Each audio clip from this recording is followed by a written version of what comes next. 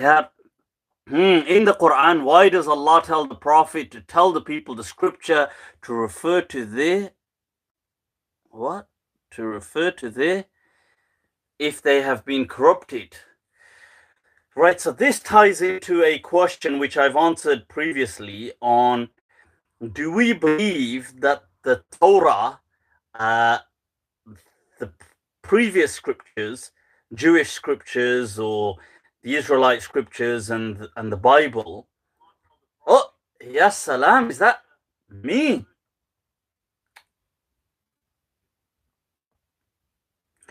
Right, so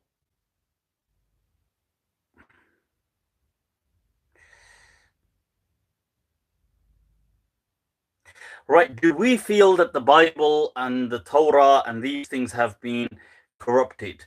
Now, first of all, just to clarify, many people may be surprised that this is a little footnote, if you like. The Torah is not the scripture that was revealed to Moses, Musa alayhi salam. The Torah is a combination, it's of scriptures. Okay, so it's perhaps like saying the Jewish Bible. Okay, not all of those books were revealed to Moses. So in the Quran, to be specific, Allah never says in the Quran that we gave Moses the Torah, but rather that we gave him the book, or we gave him revelation, or we gave him the Furqan, or we gave him the criterion. But he never says we gave him the Torah. So the Torah was to Bani Israel, so it includes the message of Moses and many others that come after him. So Allah does speak about the Torah and Bani Israel, but he doesn't say it was Musa alayhi salam who received the Torah. Now, so I'm not saying that the message of Moses was not a part of the Torah. It was a part, but it's not the Torah.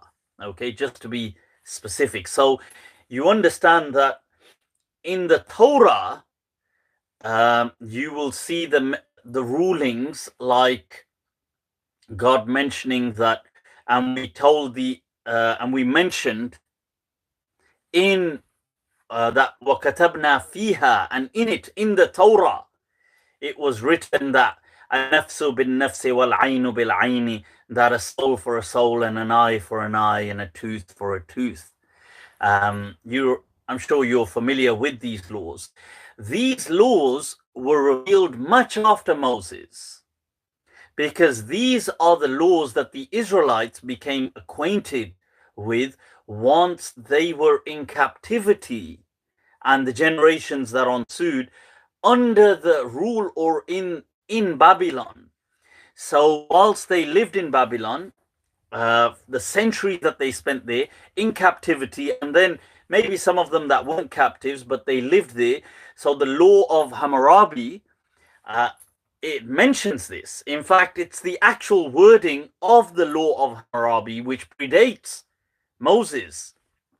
So you'll see that the text, not text, but the kind of the clay tablets that have been found with the law of Hammurabi and these things, and the Epic of Gilgamesh, and these that date to almost 4,000 years ago. These had these very laws coded with that specificity. So it mentioned that a life for a life and an eye for an eye and a tooth for a tooth, word for word. It is exactly what is then the scripture of the Torah, and then the Quran quotes that. So it couldn't have been from the time of Moses, because at that time